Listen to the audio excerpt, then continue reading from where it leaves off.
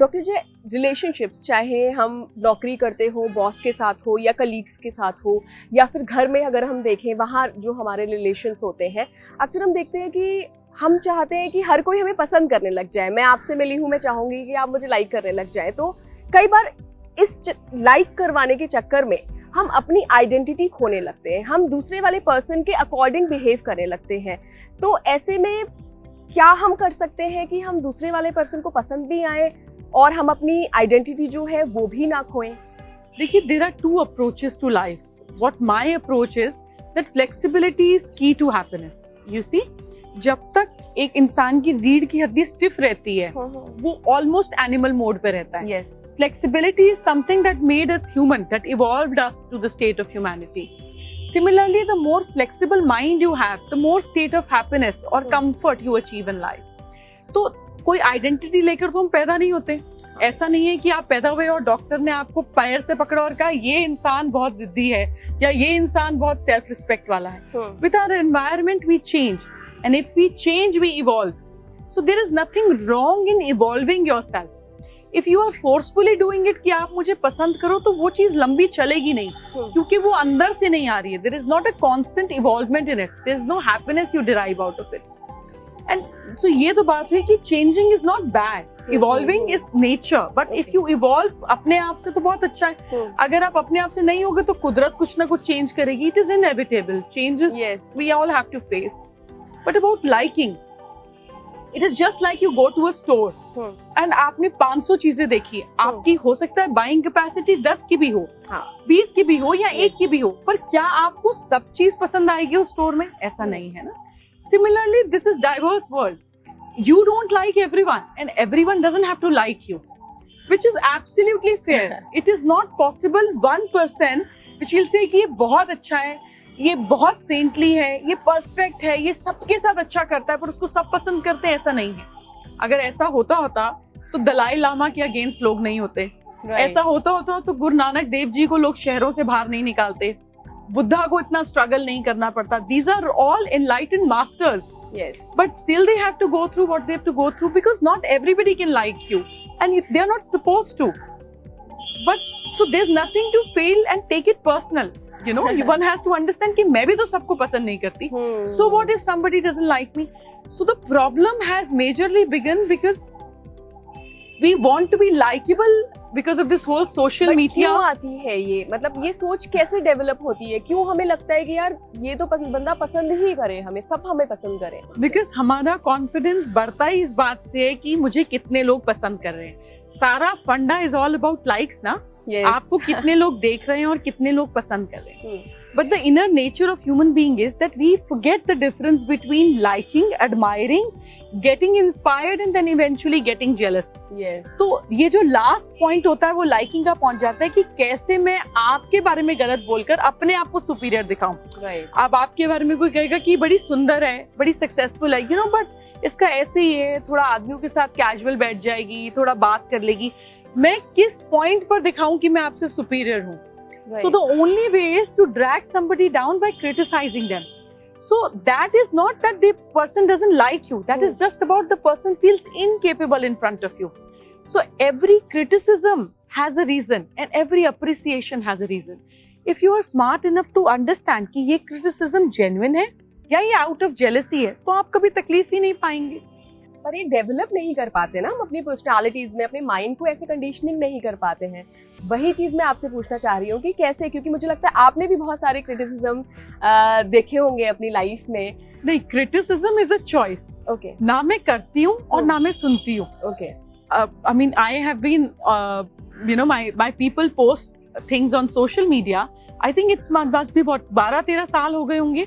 In 12 years, not even once I have ever read a comment section कि लिखा क्या है.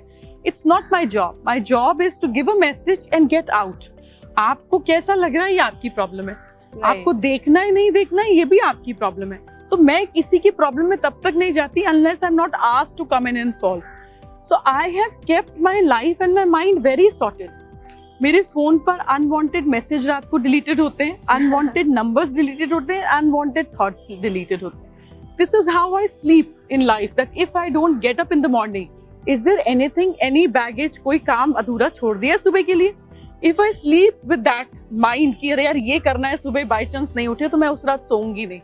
So since years I have lived my life, if this is my last night, is it all complete? If it is complete, I go to sleep peacefully. But आप बचपन से भी ऐसी थी कि आपने कंडीशनिंग की है खुद की. I think कुछ glimpses थे. Now when I talk to my old, I was a very notorious child. I was like a bomb.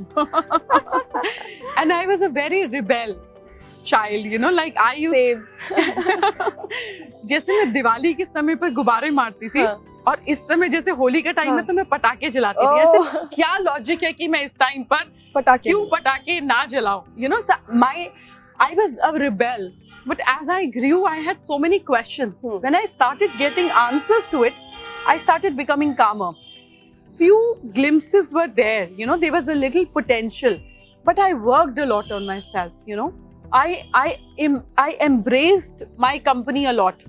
मतलब क्योंकि जब आप अलग होते हैं तो आपको ये महसूस कराया जाता है कि आप अलग हैं. तब आपके पास दो चॉइसेस होते हैं. या आप अकेलेपन में चले जाएं, आप डिप्रेशन में चले जाएं, आप एंजाइटी में चले जाएं, आप सेल्फ रिजेक्शन में चले जाएं, और else you stop and say this is what it is, I accept and I am going to make the world around it. That's what I did, you know. And it is not one time thing. ये ऐसा नहीं होता कि आप सुबह gym गए और आप शाम को आए और आपकी बॉडी बन गई, अब आप अचानक दिशा पटानी या टाइगर श्रॉफ हो जाएंगे. It doesn't happen like that. It's a process. It is every days job. So, जैसे मैं फिजिकल जिम रोज जाती हूँ, मैं मेंटल जिम भी रोज जाती हूँ. एंड कभी कभी आप हट भी जाते हो, कभी कभी फिसल भी जाते हो, because it's circumstantial world. But then you get back. आपकी हैबिट होती है तो आप वापस आ जाते हो. मैम, आपको लोग लेडी ऑफ फॉर्च्यून के नाम से जानते हैं, तो कई बार लोग आपके पास आते होंगे या अदर एस्ट्रोलॉजर्स के पास जाते होंगे कि उनके फ्यूचर में आखिर क्या छिपा है उनके लिए. तो लोगों को ऐसी एंजाइटीज क्यों होती है? क्यों वो जानना चाहते हैं कि उनका फ्यूचर क्या है, कैसा है, कब क्या होगा? क्या उनको ये सारी चीज़ें अगर वो फ्यूचर जान लें तो एंजाइटी नहीं बढ़ा देती होगी, या फिर शायद मोटिवेट करती होगी, या क्या पता डिमोटिवेट भी करती हो? आपका क्या इसमें से है? ना, आप कभी सस्पेंस या थ्रिलर मूवी देखती हैं? बिल्कुल. तो जब आप थ्रिलर मूवी देखती हैं तो क्या अगर आपके साथ वाले ने मूवी देखी हो तो आप उसे पूछेंगे बता अब क्या होने वाला है, क्या होने वाला है? No, not at all.